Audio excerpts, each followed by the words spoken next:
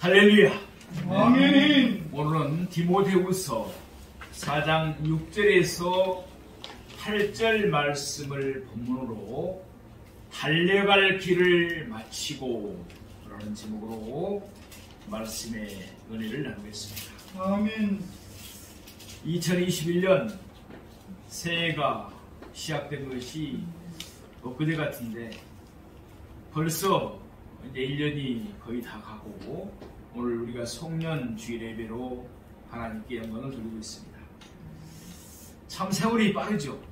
아멘. 특별히 작년과 올해는 코로나 바이러스로 인해서 어떻게 보면 모든 일상들이 멈춰버린 것 같고 또 많은 사람들이 직장을 잃어버리고 또 많은 사업체들이 넘어지고 많은 사람들이 코로나에 걸려서 어려움을 당하고 또 죽임을 이렇게 한 사람들도 있습니다. 참으로 안타까운 그런 시간들이었죠. 그러나 하나님께서 우리를 지켜주시고 보여주시고 은혜를 베풀어 주셨습니다. 오늘 본문에는 사도 바울이 그의 후계자 또 영적인 아들이라고 할 수 있는 디모데에게 보낸 편지 가운데 일부입니다.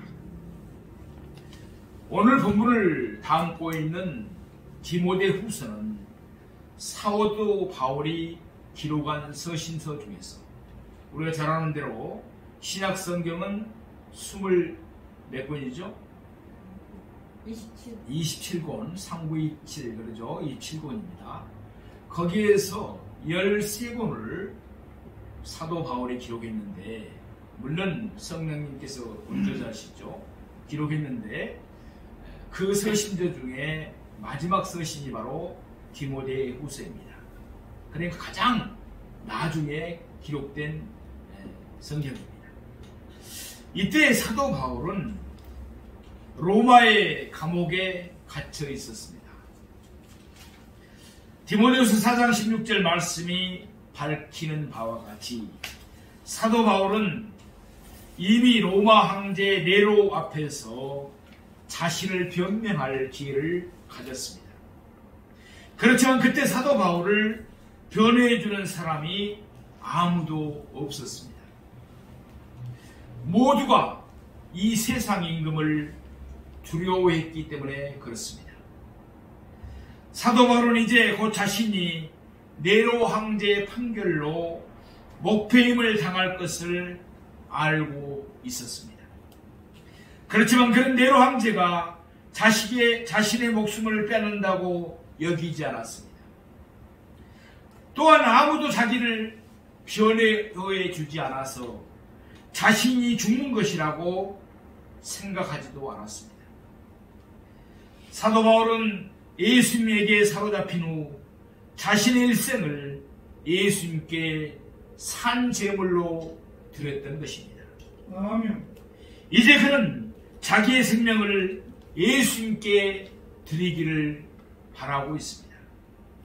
사도 바울이 스스로 바치고자 했던 것입니다. 그러기에 그는 아무에게도 허물을 돌리지 않았습니다. 사람은 누구나 마지막 순간이 다가오면, 다시 말해서 이제 이 세상을 하직할 날, 목숨이 얼마 남지 않는 순간이 다가오면 모든 가식을 벗어버리고 진실해지기 마련입니다. 아멘. 마찬가지로 사도 바울도 자신의 마지막 순간을 바라보면서 진실한 마음으로 자신의 후계자 영적 아들인 디모데에게 그가 맡은 직무를 다할 것을 간곡하게 당부하고 있습니다. 오늘은 금년의 마지막 송년 주일입니다. 금년 한 해 우리는 달려갈 길을 이제 거의 다 마쳤습니다. 언젠가는 우리도 우리 일생에 달려갈 길을 모두 마칠 때가 있을 것입니다. 아멘. 그때는 오늘 본문에서 사도 바울이 보여준 것처럼 우리도 승리의 계가를 부를 수 있게 되기를 소망합니다. 아멘. 오늘 본문에서 사도 바울은 먼저 자신의 현재를 밝히고 있습니다. 그런 후 그는 자신의 과거를 되돌아보았습니다. 마지막으로 그는 자신의 미래를 소망하며 바라보았습니다.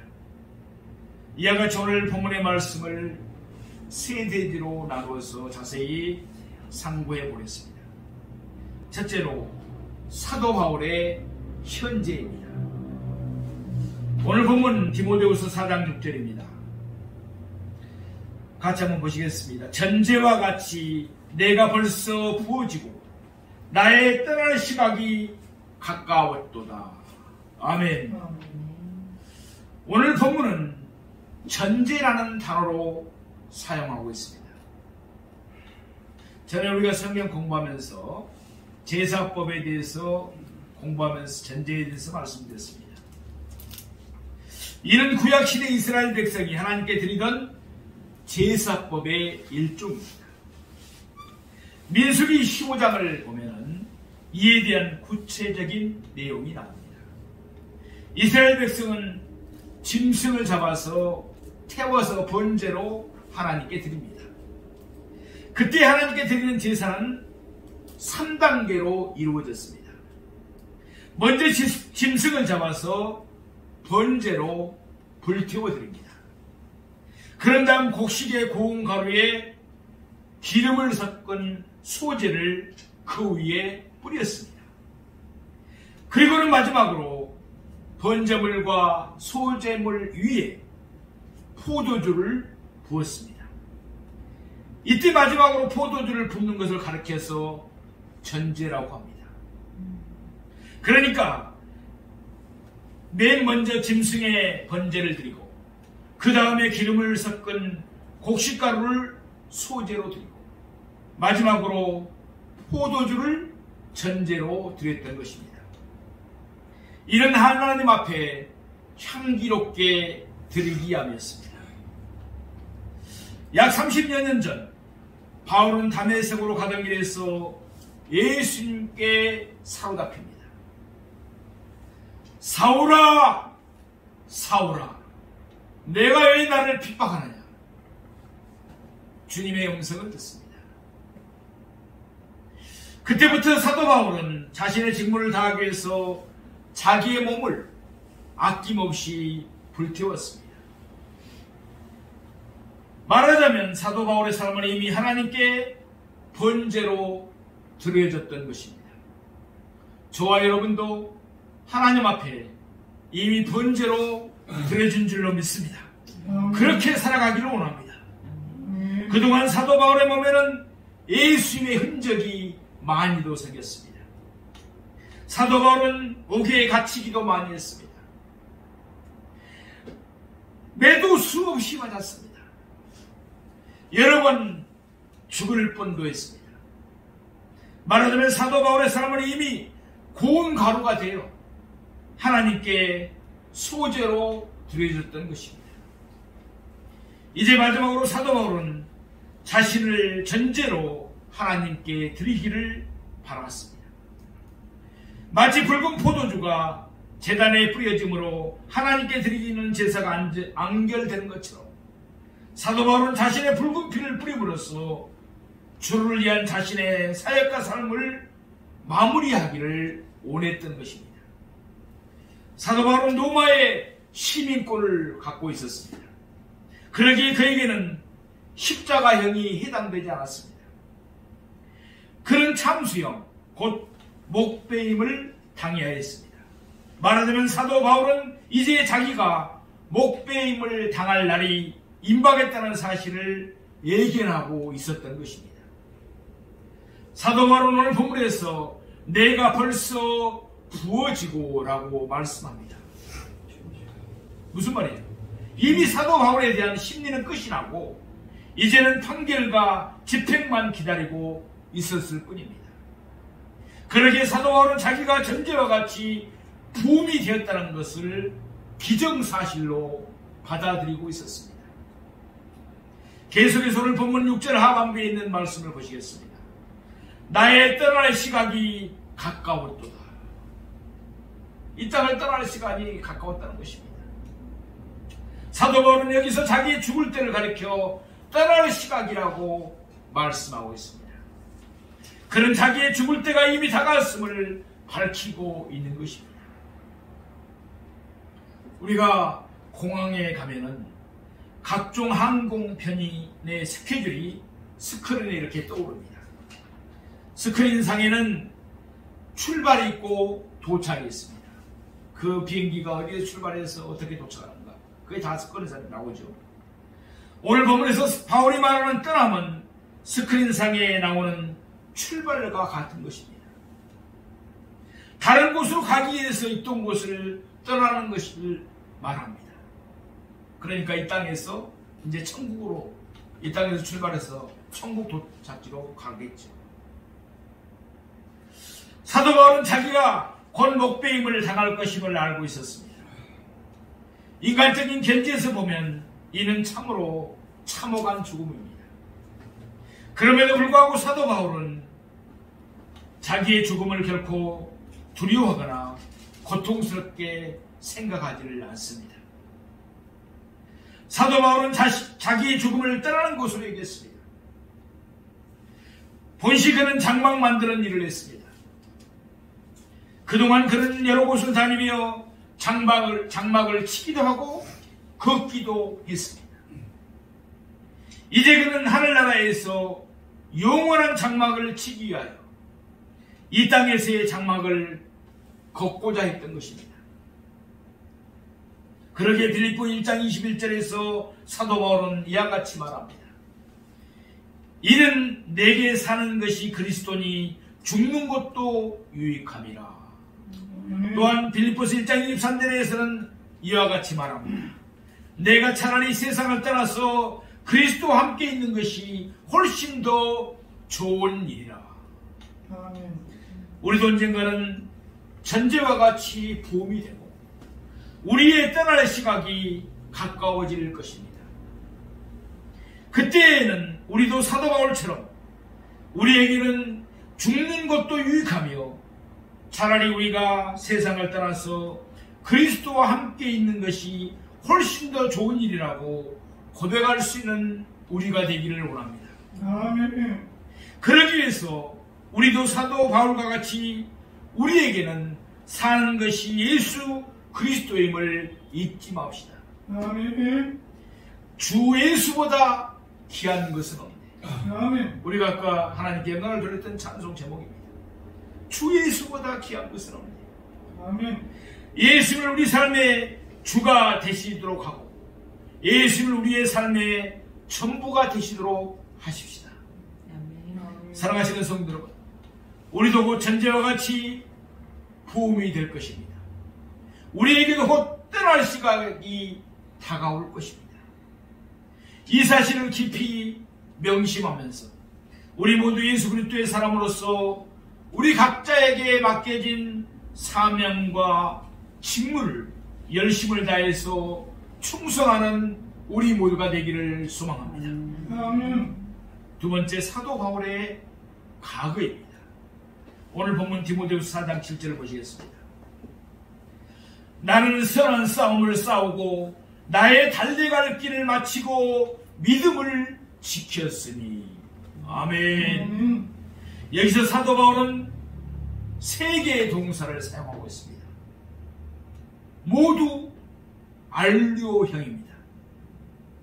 싸웠다, 마쳤다, 지켰다. 한마디로 사도 바울은 자기의 직무를 다했습니다. 그러기에 그는 아무런 아쉬움이나 뉘우침 없이 자신의 삶을 기쁘게 마감할 수 있었던 것입니다. 우리 모두도 바라기는 이렇게 되기를 원합니다. 아멘. 먼저 사도 바울이 싸웠던 선한 싸움을 생각해 보십시다. 다메섹으로 가던 길에 바울은 그리스도 예수께 사로잡혔습니다. 그때부터 지금까지 약 30여 년 동안 사도 바울은 줄곧 선한 싸움을 싸우면서 살아왔습니다. 이런 사실을 설명하기 위해서 사도 바울은 때때로 운동 경기를 예로 들었습니다.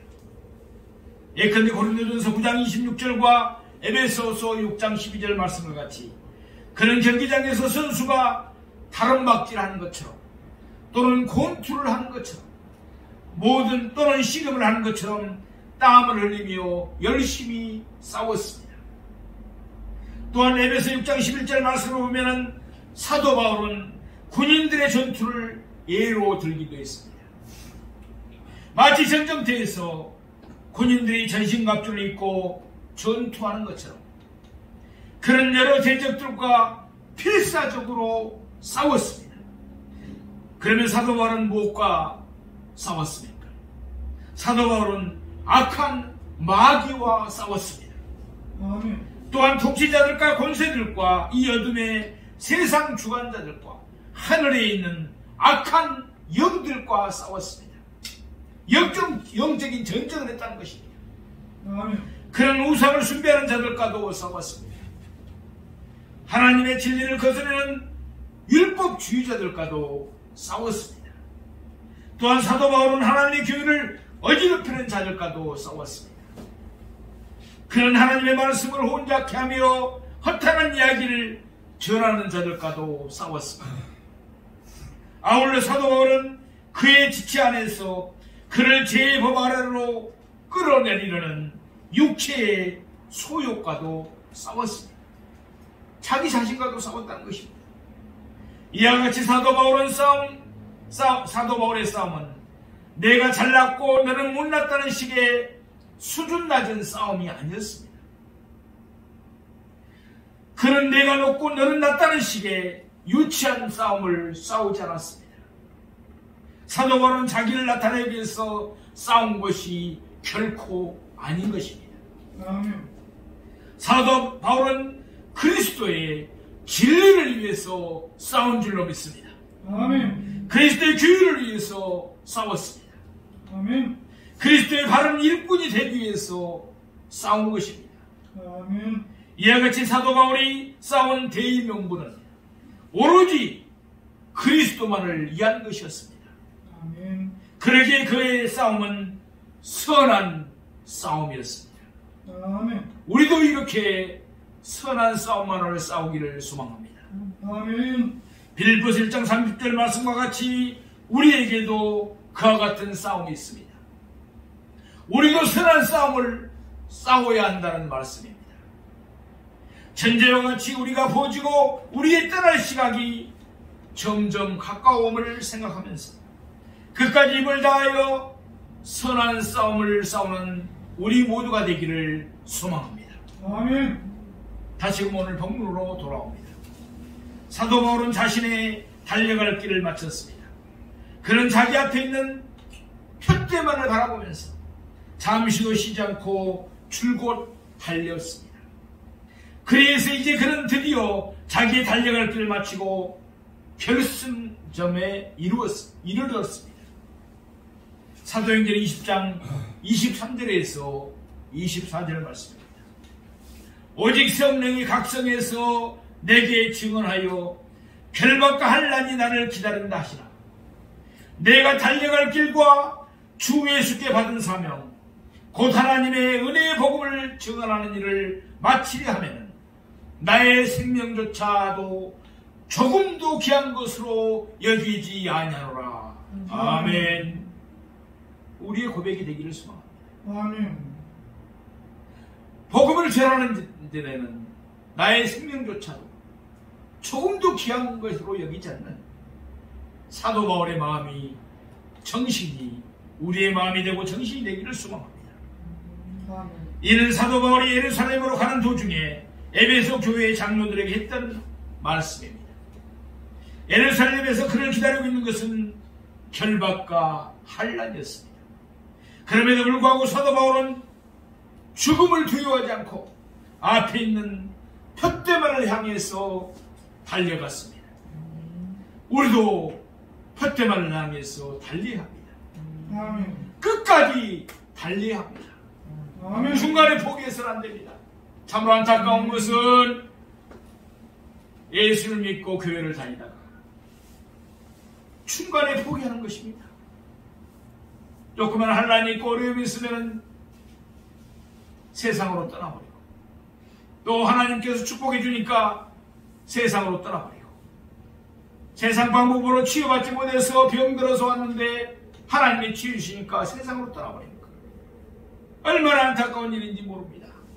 우리는 끝까지 달려가기를 소망합니다. 아멘. 우리가 달려갈 길을 마치면 하나님이 위에서 우리를 부르시면서 우리에게 상을 내려주실 줄로 믿습니다. 아멘. 그때까지 언제나 달려가는 자세로 우리의 맡겨진 사명을 잘 감당하는 우리가 되기를 원합니다.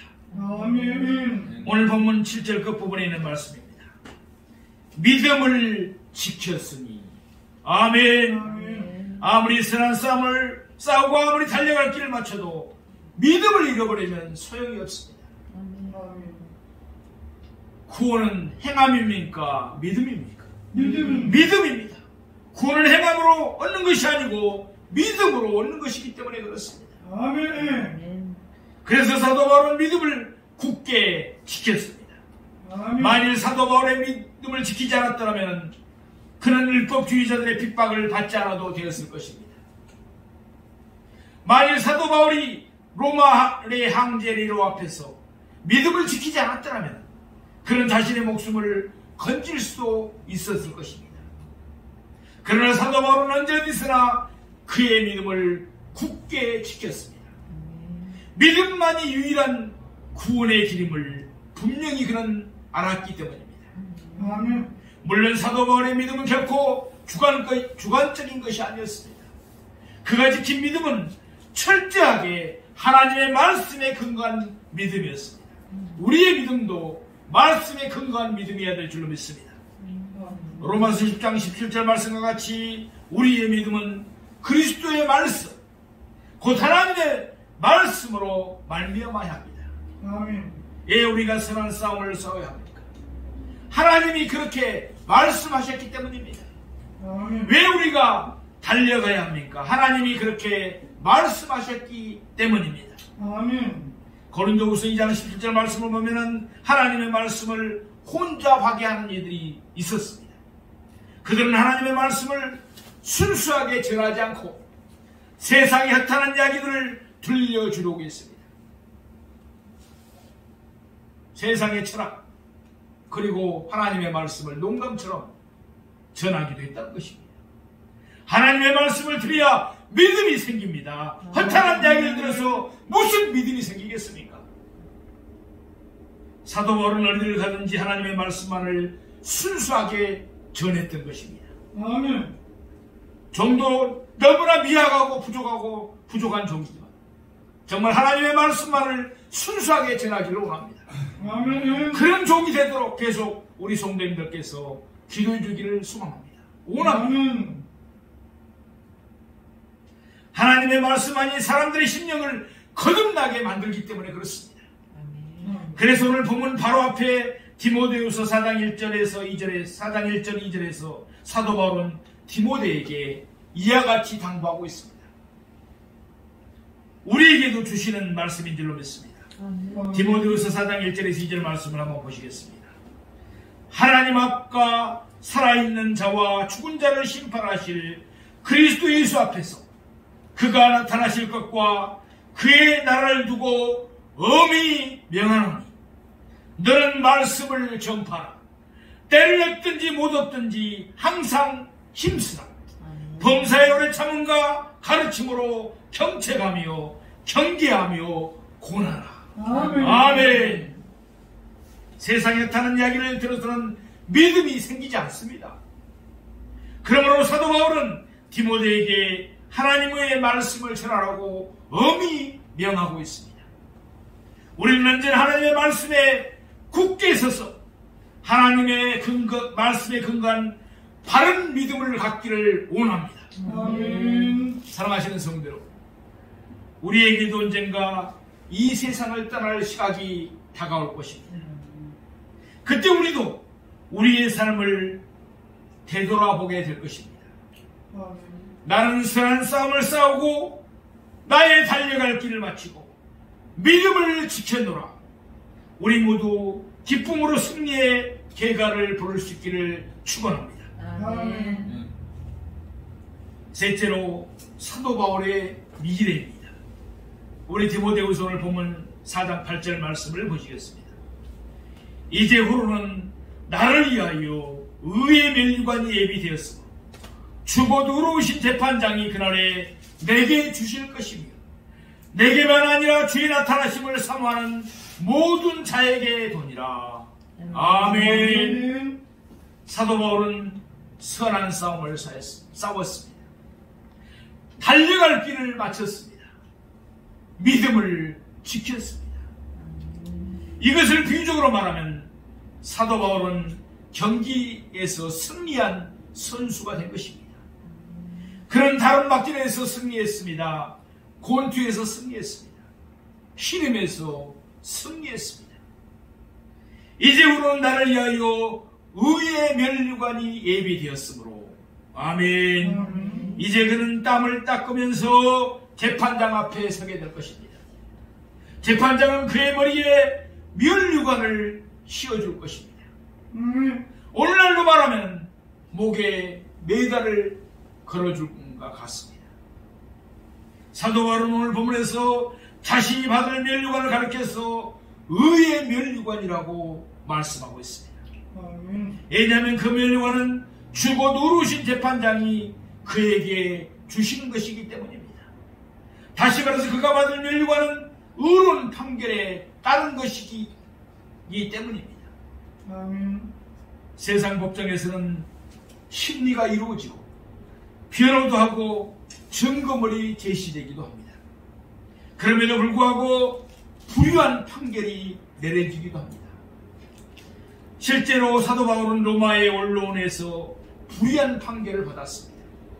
한마디로 네로 황제는 불의한 재판장이었습니다. 고린도서 5장 10절 말씀과 같이 장차 우리 모두는 그리스도의 심판대 앞에 서야 합니다. 그리스도의 심판대에서는 결코 불의한 판결이 내려지지 않습니다. 예수님은 의로우신 재판장이시기에 그곳에서는 의로운 판결만이 내려지는 것입니다. 예수님은 우리의 모든 행위뿐만 아니라 우리의 마음의 숨은 동기까지도 완벽하게 다 아십니다. 그러기에 예수님의 심판에는 잘못이나 실수가 있을 수가 없습니다. 예수는 우리가 행한 대로 우리를 심판하시며 우리에게 상을 내리십니다. 오늘 본문 끝부분에서 사도 바울은 누구에게 의의 면류관이 주어진다고 말하고 있습니까?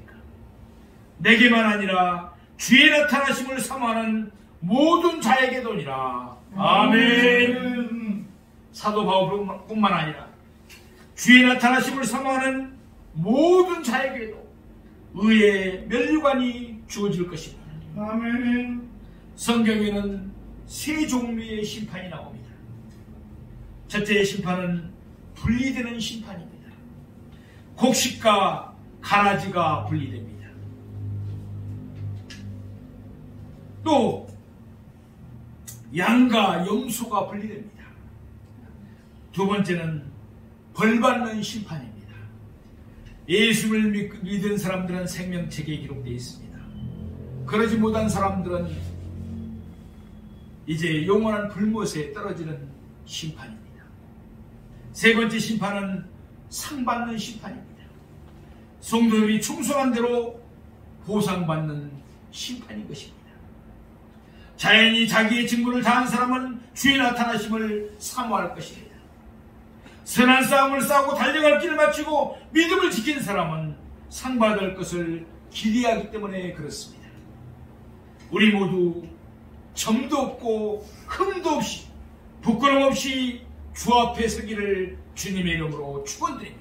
아멘. 사랑하시는 성도 여러분, 금년의 마지막 주일 송년주일을 맞이했습니다. 참으로 다사다난했던 한 해였습니다. 눈물이 질퍽한 한 해였습니다. 코로나 바이러스로 인해서 많은 사람들이 실직을 당했습니다. 사업체들이 무너졌습니다. 코로나 바이러스에 걸려서 어려움도 당하고 또 죽임도 당한 사람도 많습니다. 안타깝게도 우리나라의 전국의 만여 개의 교회도 문을 닫았습니다. 얼마나 아픔을 간직한 한 해인지 모릅니다. 그러나 하나님께서 우리를 지켜주시고 보여주시고 지금까지도 함께해 주신 줄로 믿습니다. 이 코로나 팬데믹 상황을 반드시 이기게 해줄 줄로 믿습니다. 아멘. 이미 지나간 과거는 우리는 돌이킬 수가 없습니다. 문제는 이제부터입니다. 여기에서부터입니다. 현재부터입니다. 아멘. 오늘은 우리의 남은 생애가 시작되는 날이기 때문에 그렇습니다. 이제부터는 선한 싸움을 싸우십시다. 아멘. 힘껏 벽들을 향해서 달려가십시다. 아멘. 믿음을 지키십시다. 아멘. 그래서 그리스도의 심판대 앞에 서는 날 우리 모두 주고 누르신 재판장께서 주시는 의의 멸류관을 받아쓰기를 원합니다. 아멘. 아울러서 그때 하나님의 칭찬과 예수님의 상과 성령님의 위로를 받는 우리 모두가 되시기를 주님의 이름으로 축원드립니다. 아멘. 기도드리겠습니다.